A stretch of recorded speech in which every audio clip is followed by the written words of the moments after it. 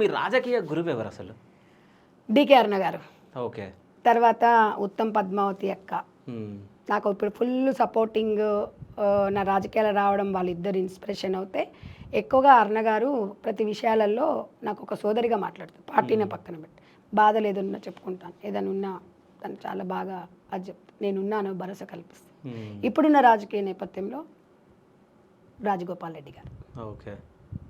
ఇంకా రాజగోపాల్ రెడ్డి గారి గురించి మీరు ఒకసారి లైవ్ ఒక పెట్టండి, నేను మాట్లాడతాను.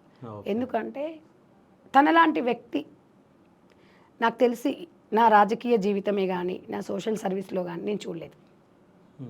వ్యక్తిగతంగా అంత గొప్పోడు, నాకు ఒక్క రూపాయి సాయం చేయలేదు.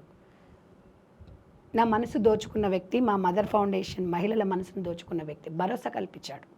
అన్న భువనగిరి పార్లమెంట్లో 60,000 మంది ఉన్నారన్న, వాళ్ళకి ఏదన్నా ఒక ప్లేస్ ఇస్తే ఒక స్కిల్ డెవలప్మెంట్ కార్యక్రమం చేసుకుంటారు, దయచేసి మాకు ఆర్థికంగా సహాయం చేయండి అంటే ఇమ్మీడియట్లీగా సుశీలమ్మ ఫౌండేషన్ నుంచి 1 ఎకరం ల్యాండ్ని వలిగొండ రోడ్డుకు గవర్నమెంట్ పరంగా ఉంటే ఇప్పిస్తాను, లేకపోతే నా సొంతంగా మా ఫౌండేషన్ నుంచి బిల్డింగ్ కట్టిస్తాము, స్కిల్ డెవలప్మెంట్ కార్యక్రమాలు కూడా చేద్దామని హామీ ఇచ్చాడు. అడగగానే